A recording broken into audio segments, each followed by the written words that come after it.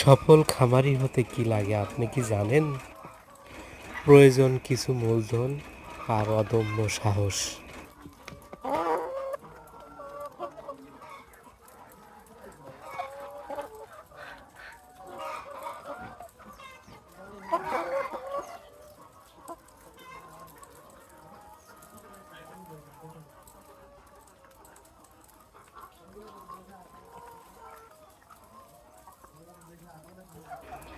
সফলতা একদিন আসবেই, হয়তো 2 দিন আগে অথবা 2 দিন পরে।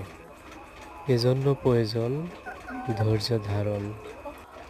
আপনি যে ব্যবসায় করুন না কেন, সেখানে থাকতে হবে ধৈর্য।